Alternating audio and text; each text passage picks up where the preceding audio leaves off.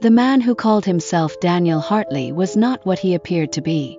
Elena could read people like most people read books, and everything about him suggested layers of complexity beneath a carefully constructed facade. "You knew my sister," she stated, not asked. A forensic psychologist's observation, not a question seeking confirmation. Hartley's smile was more of a grimace. "New is a complicated word, Dr. Rodriguez. In these mountains, knowledge is as fluid as the geological formations themselves." They had been walking for hours, the trail becoming increasingly treacherous. What had started as a clear path had devolved into a series of near-invisible trails that seemed to shift and change with each step. The forest around them was dense, ancient, holding secrets older than human memory. Elena's research kit weighed heavily on her back. Specialized geological sampling equipment, high-resolution digital cameras, topographical mapping tools. Each item carefully selected, each with a specific purpose. Maria was researching something, Hartley continued, something that went far beyond her official environmental study. A hawk cried overhead, its sharp call cutting through the dense forest silence. Elena noticed Hartley's subtle reaction, a momentary tension quickly masked. What exactly was she researching? Elena pressed. Hartley stopped walking, pulled out the manila envelope he had been carrying since their initial encounter. "Not here," he said. "Too exposed." The statement itself was curious. Exposed to what? As if reading her thoughts, Hartley explained. "These mountains have ears." "Nice. More than you could possibly understand." They found a small clearing, protected by a natural rock formation that seemed almost deliberately positioned. Hartley moved with a practiced efficiency that suggested years of mountain navigation.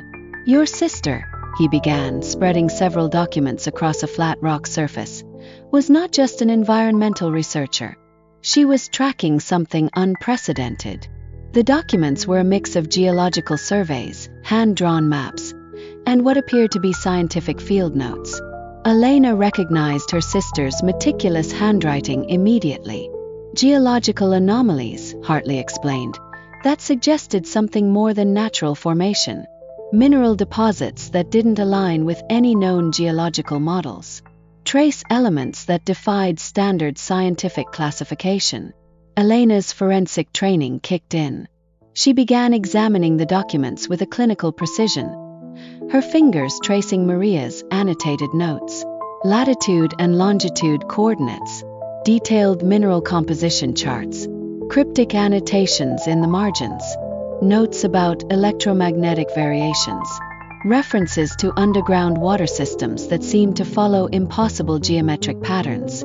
"These coordinates," Elena said, pointing to a series of markings, "they don't follow standard geological survey lines." Hartley nodded. "Precisely. Maria discovered something. A network, an underground system that suggested deliberate, intelligent design. The implications were staggering. If true, this would challenge fundamental understanding of geological formation and human intervention. Who would design such a system?" Elena asked. Hartley's response was chilling in its simplicity. "Not who. What?" A distant sound interrupted them. A low, rhythmic vibration that seemed to emanate from beneath the ground itself. Not quite a sound, more of a sensation. Elena and Hartley exchanged a look. Professional, alert. "We need to move," Hartley said suddenly. "Now." But Elena was already scanning the surrounding environment. Her training had taught her to read landscapes like text. Something had changed. The forest around them felt different. Charged. Alive.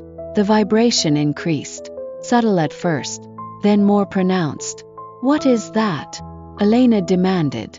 Hartley was already gathering the documents, his movements swift and practiced. "A warning," he said. "We've been here too long." As they prepared to move, Elena noticed something in Maria's notes. Series of symbols. Not geological notation. Something else. Something older.